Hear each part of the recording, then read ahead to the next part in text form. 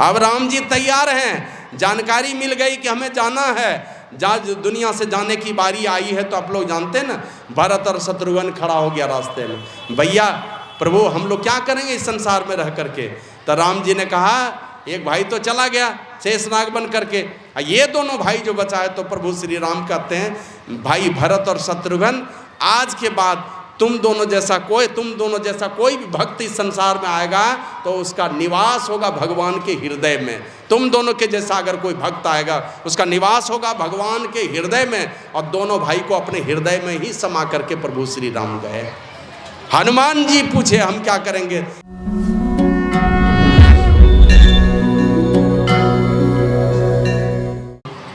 श्री सद्गुरु महाराज की जय। सर्वत्र विराजमान परमात्मा स्वरूप 20वीं सदी के महान संत,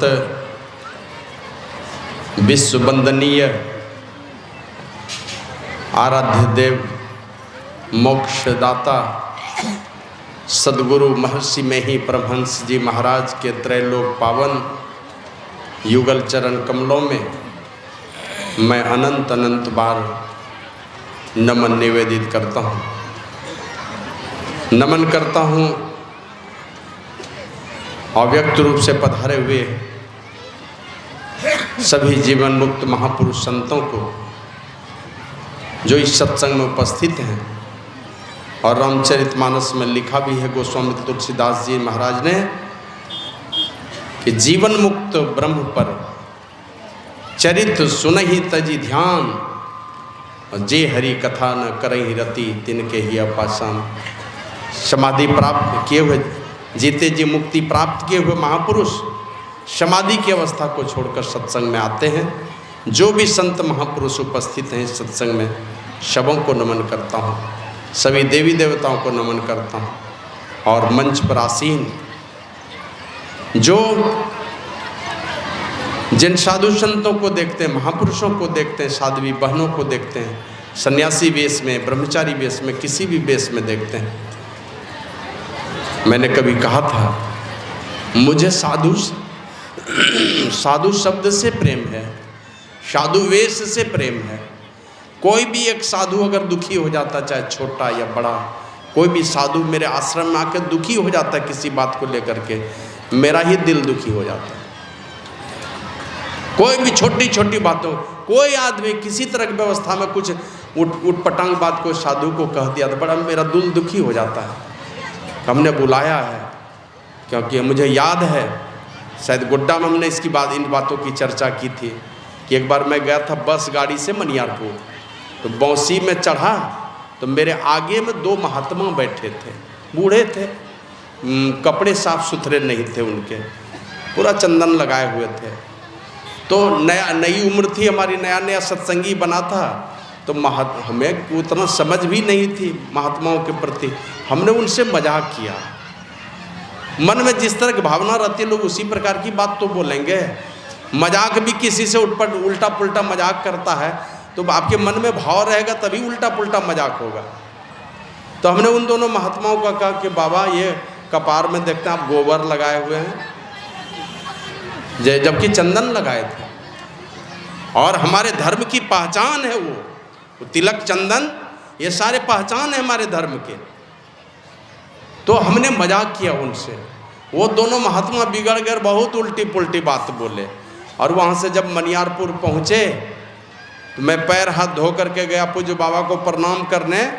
तो जैसे हमने प्रणाम किया तो वो दोनों महात्मा भी पैर हाथ धो करके गए पूज्य बाबा को प्रणाम करने।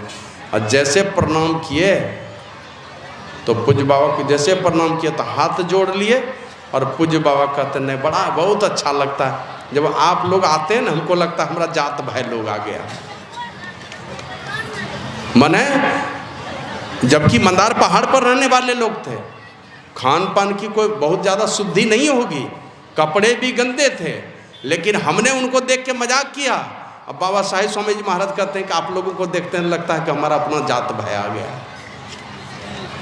गुरु महाराज के समय की घटना है, कुछ लोग बोले कि हुजूर ये दूसरे दूसरे संप्रदाय के कुछ साधु लोग आ गए हैं। हमारे यहाँ है भी इसी तरह की बात, दूसरे संप्रदाय के साधु अगर आ जाएंगे ना, बहुत प्रेम के भाव से नहीं देखता है, नफरत के भाव से देखता है।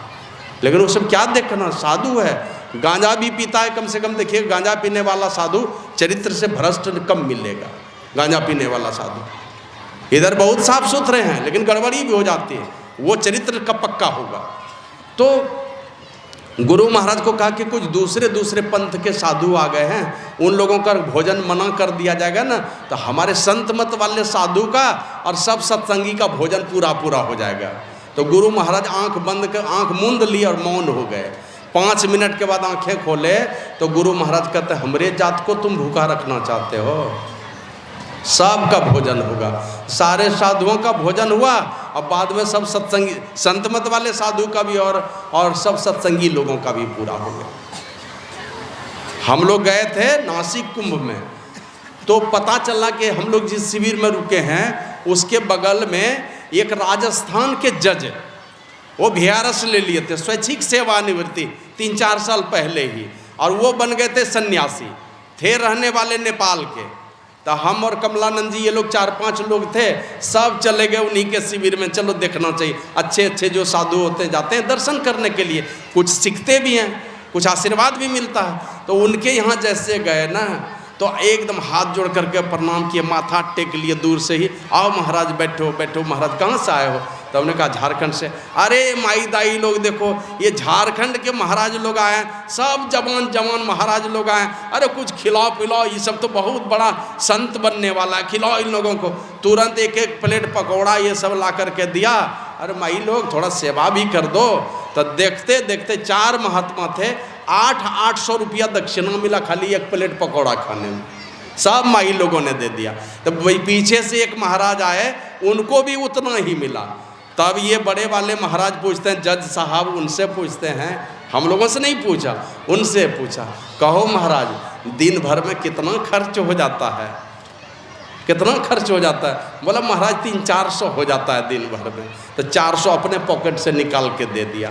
और जब वो चले गए तब हम लोगों को कहते हैं, महाराज आप गांजा भांग खाते पीते हैं? बोला नहीं। कहा उनका गांजा भांग में 300-400 खर्च हो जाता है, तो एक्स्ट्रा दक्षिणा तो देना ना पड़ेगा उनको। आप लोगों का खर्च नहीं है, उनका खर्च है। 400 पॉकेट से निकाल के दे दिया। हम सबको दिलवाया माई दाई लोगों से, लेकिन वो 400 अपने पॉकेट से दे दिया। जरूरत पड़ेगी तो तलवार उठा करके, अस्त्र शस्त्र उठा करके वैदिक सनातन धर्म की रक्षा करके जान दे देगा वो लोग। हम लोग हो सकता है दुम दबा करके भाग जाए। तो इसलिए मुझे साधु शब्द से प्रेम है। आप लोग जानते हैं योगी राज श्यामाचरण लाहिड़ी के गुरु महाअवतार बाबा, वो महाअवतार बाबा शिव योगी राज श्यामाचरण लाहिड़ी दूसरे साधु को देखते थे तो शायद मन में कुछ कुछ उल्टी पुल्टी भावना उठती थी। लेकिन जब एक बार प्रयागराज गए कुंभ में, तो देखा महाअवतार बाबा वहाँ सारे साधुओं का जूठा बर्तन साफ कर रहे हैं, पैर धो रहे हैं, जूठा बर्तन साफ कर रहे हैं। तो सारा भ्रम टूट गया, ये साधारण लोग नहीं है। बात बात में हम लोग सुनते हैं ये क्या कहते हैं, झूठ मूठ खेले सचमुच होए, सचमुच खेले बिरला को, जो कोई खेले मन चित लाए और होते होते। तो उसी प्रकार जो भी संकल्प लेकर के निकला, आज थोड़ी गड़बड़ी है, कृष्ण भगवान ने कहा घोर दुराचारी ही क्यों नहीं हो, अगर अनन्य भाव से मुझे भजता है तो उसे सच्चा साधु ही समझना चाहिए। क्योंकि उसका जो अनन्य भाव है ना, उसके अंदर का सारा विकार एक न एक दिन पूर्णता की ओर पहुंचाएगा, भक्ति के पराकाष्ठा पर पहुंचाएगा। क्योंकि अनन्य भाव से उनको पूजता है, उनके अलावा किसी का आसरा नहीं रखता है। इसलिए ये सारे साधु समाज हमारे यहाँ आते हैं, बड़ा गदगद हो जाता है मन। और मन जब इन लोगों को देखता हूँ, मन थोड़ा दुखी इसलिए हो जाता है। एक जमाना था, जैसे ही बाबा साहिब स्वामी जी महाराज के पास जाते थे, सरजुग बाबू सरजुग बाबू सरजुग बाबू, सब सरजुग बाबू का जय जयकार। और अभी जिस दिन से ये कपड़ा पहने बड़े साधु सब बिखर गए, सब छोड़ दिए। लेकिन यही है कि ये नए नए जो साधु हैं, बड़ी अपेक्षा है इनसे, बड़ी आशाएं हैं इनसे, बहुत लंबा बहुत दूर तक इनकी मन ऊंची से ऊंची गति होगी। जिस प्रकार का जज्बा लेकर के ये लोग चल रहे हैं, इन सारे साधु महात्माओं को मैं बहुत बहुत बार नमन करता हूँ। आपके आने से ये वातावरण बना, लोगों के अंदर में एक बढ़िया संदेश, एक नया जोश जगता है। आप जैसे जवान साधु को देखने से तो इन साधु महात्माओं को नमन करता हूँ और उपस्थित सत्संग प्रेमी सदात्माओं, भक्तिमती माताओं, धर्मशिला देवी स्वरूपा सती साध्वी बहनों, सभी जवान दोस्तों और छोटे छोटे बच्चों को भी मैं बहुत बहुत बार नमन करता हूँ, क्योंकि आप निश्चित रूप से सौभाग्यशाली हैं। और सौभाग्यशाली वे होते हैं जो आते हैं संतों के पास, और संतों के पास आते हैं वो जिन पर परमात्मा की कृपा विशेष होती है। वो स्वामी जी ने लिखा, जब द्रवही दीन दयाल राघव साध संगति पाइए। दिल में साधु संतों के प्रति प्रेम उन्हीं को पैदा होता है जिन पर परमात्मा की कृपा विशेष हो रही है। वही आएगा भागे भागे साधु संतों के पास, नहीं तो और लोग दूसरे दूसरे जगह जाएंगे, इंजीनियर डॉक्टर प्रोफेसर कुछ भी बनने चले जाएंगे, लेकिन जो साधु संतों के पास आते हैं, समझ लीजिए परमात्मा धक्का दे करके जबरदस्ती उठा उठा करके भेज रहा है, तुम जाओ, तुम्हारा भला होने वाला है उधर ही, वहीं से द्वार खुलता है। तो इसलिए मैं आप सब लोगों को बहुत बहुत बार नमन करता हूँ और निवेदन करता हूँ कि आप लोग एक बार गुरु महाराज की जय घोष जोरदार शब्दों में करने की कृपा करें। श्री सद्गुरु महाराज की जय। विदाई की बेला है और कहीं भावुक ना हो जाऊं ऐसा भी डर लगता है, क्योंकि एक बार ये ऊर्जा नगर में एक अनिल भगत जी थे, अब तो ब्रांच मैनेजर होकर के रिटायर कर गए। पत्नी थी उनकी लोहंडिया बाजार की, बड़ी बन धर्मशिला थी, तो उनके यहाँ गया मैं, तो पीतम्बर बाबू, अमल बाबू और कौन सब बाबू लोग थे मेरे साथ में। हमको बोले कि बड़ा बाबू चलिए आज आपके साथ में हम लोग चंदा तहसील में चलते हैं। चलिए, लाल मैदान में सत्संग होना था 2002 ईस्वी में। तो जैसे गए तो पीतम्बर बाबू कहते हैं, अनिल बाबू लाल मैदान में सत्संग है, कुछ कंट्रीब्यूशन आपका भी चाहिए। तो बोला 51 रुपया का रसीद काट दीजिए। तो नाम लिख करके लिख दिया 51। तो कहते हैं ये नए हुआ बढ़िया, थोड़ा और इसको स्पेयर कर दीजिए। तो बोला तब कर दीजिए 251। और 251 लिखने के बाद तब वो स्विच ऑन करते हैं। मैं बाहर में था, सब लोग उनके कमरे के अंदर थे। स्विच ऑन किए तो मेरे ऊपर दृष्टि पड़ी। अब दृष्टि पड़ी तब कहते हैं ठहरिए ठहरिए अभी रसीद नहीं काटिएगा। हमसे पूछते हैं आप वही आदमी तो नहीं है वो 93 ईस्वी जो कुसुम घाटी में सत्संग हुआ, अब माइक पकड़ के आप कुछ बोले तो शाही बाबा रोने लगे तो सब लोग रोने लगे, आप वही तो नहीं हैं? हम कहा हम वही हैं। आप शायद कोई पंजारा आप ही का नाम, इसी तरह कुछ बोले। हम कहा हाँ मैं ही हूँ। कहते नहीं आइए अंदर। अंदर बुला करके और वो देखे तो एकदम भावुक होकर के तब सब लोगों को जलपान कराए, और जलपान करा के कहते हैं कितना चंदा लिखे हैं? बोला 251। बोला 251 पर और एक बैठा दीजिए। तो 2511 रुपया उन्होंने सहयोग किया था 2002 के जिला वार्षिक में। तो कहने का मतलब पुरानी बातें जब याद आती है तो दिल निश्चित रूप से भावुक हो जाता है। फिर भी विदाई की बेला है, इस विदाई की बेला में कहने सुनने की तो बहुत सारी बातें हैं, लेकिन अंतिम समय में औपचारिकता ही रह जाती है। उसी औपचारिकता को पूरा करने के लिए जो हमने रामचरितमानस का पाठ करवाया, जो आप एक बार नहीं, 2 बार नहीं, हजारों बार सुन चुके हैं। हजार 3-4 बजे खा कर ड्रोन कैच कर लेंगे, 6 बजे गुरु महाराज को 3 बार करने के काम ड्रोन को काम कर लेंगे। श्री सद्गुरु महाराज की जय। श्री सद्गुरु महाराज की जय। श्री सद्गुरु महाराज की जय। भगवान श्री राम जो जीवन का अंतिम सत्य है, जानना है इस दुनिया से, आए हैं थोड़े दिन के लिए, इस सराय में थोड़े दिन के लिए हम लोग आए हैं, जाना पड़ेगा सबको। सबकी तैयारी चल रही है, सब तैयारी करें कि नहीं करें, हम लोग उसी दिशा की ओर बढ़ते चले जा रहे हैं। हमारे गुरु महाराज ने लिखा, माघ भूखा बाघ काल के, मुख पड़ो है बावरे, होश कर चेतो सवेरे, बचो ध्यान के दावरे, काल मुख से निबुकी भागो, ध्यान के बल भाई रे, ऐसो अवसर खोई हो तो रोई हो पछताई रे।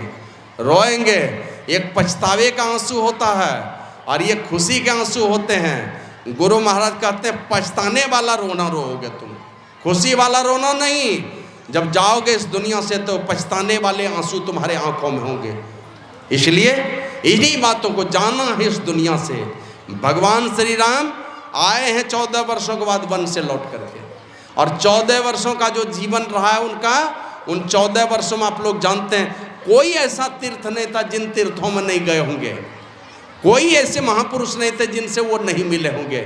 और उनसे मिलने के बाद 14 वर्षों में बहुत सारी घटना घटी है। उन सारी घटनाओं से जूझते हुए, क्या वहीं सीता का हरण हुआ था, लक्ष्मण को शक्तिवान लगा था, और बहुत सा इधर पिताजी दुनिया से चले गए थे। इन सारी परेशानियों को झेलते रहे, ऋषि मुनियों की संगति करते रहे, मतलब उस विकट परिस्थिति में भी साधु संतों की संगति उन्होंने नहीं छोड़ी। लौट करके आए, देख लिया कि सारी व्यवस्था सुचारू रूप से चल रही है। सूचना मिल गई प्रभु श्री राम को। क्या सूचना मिली? एक दिन एक ऋषि आए उनके द्वार पर, और जाकर लक्ष्मण को कहा कि जाकर के बोलो कि कोई ऋषि आए हैं। तो जाकर के खबर सुनाया राम जी को, और प्रभु श्री राम बोले कि उनको आदर से बुला के ले आओ। और जैसे आदर से पहुंचते हैं प्रभु श्री राम के पास, तो बोले आप कौन? आप कौन?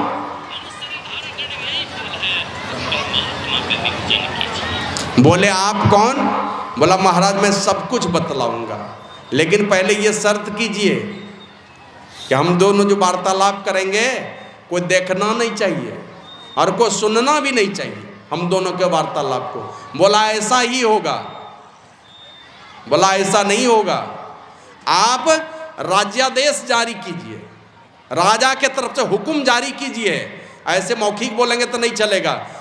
तब भगवान श्री राम ने कहा मैं अयोध्या का अधिपति होने के नाते मैं श्री राम घोषणा करता हूं कि हम दोनों के वार्तालाप को जो भी सुनेगा या वार्तालाप करते हुए कोई देख लेगा उसको मृत्यु दंड दिया जाएगा। अब ये घोषणा हो गई।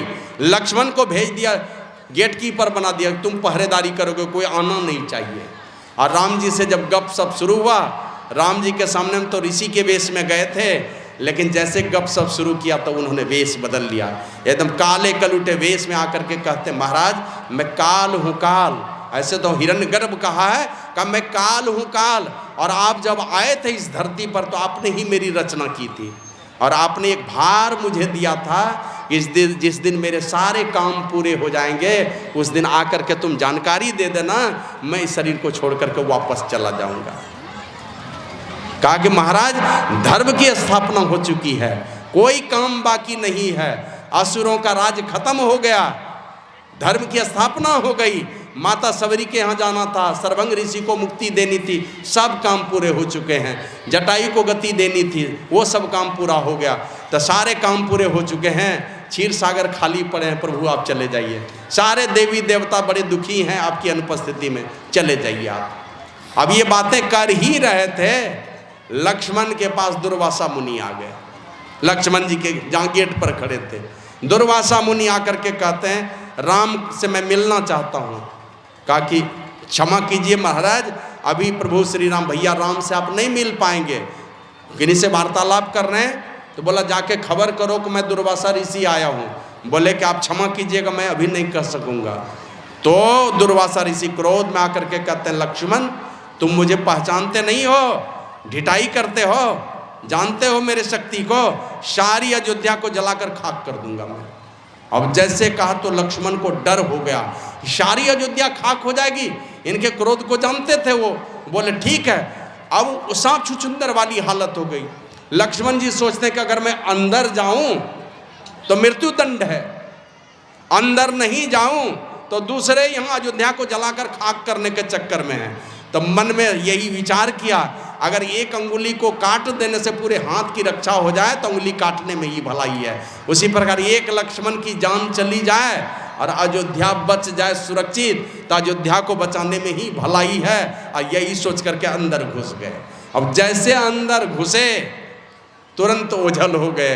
वो काले कलूटे वेश में जो तो आंख से राम जी के सामने से ओझल हो गए। वो बोल दिए थे मुझे आप देख नहीं पाएंगे, ओझल हो गए वो। अब राम जी के क्रोध का ठिकाना नहीं था। लक्ष्य गुस्सा करके तुरंत उन्होंने घोषणा कर दी कि लक्ष्मण को मृत्यु दंड दिया जाएगा। अब राजा होने के नाते जब घोषणा हो गई लक्ष्मण को मृत्यु दंड दिया जाएगा तो हाहाकार मच गया पूरे अयोध्या में कि लक्ष्मण को मृत्यु दंड मिलेगा। सभा बैठी, सारे सभासद आए, सब लोग कहते हैं प्रभु यारी आपको जितना यहाँ की अयोध्या की जनता चाहती है ना, सारी प्रजा जितना चाहती है,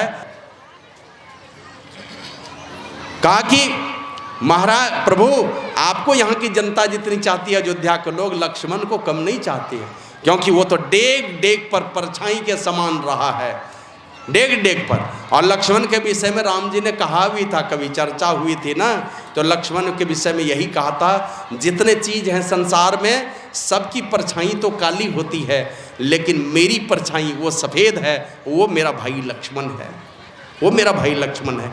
तो लक्ष्मण को इतना जानते थे, इतना मानते थे, मेरा भाई जो लक्ष्मण है ना वो मेरी परछाई है, संसार के सारे चीज़ों की परछाई काली होती है, लेकिन मेरी परछाई सफ़ेद है और वो मेरा भाई लक्ष्मण है। इतना प्रेम था प्रभु श्री राम को।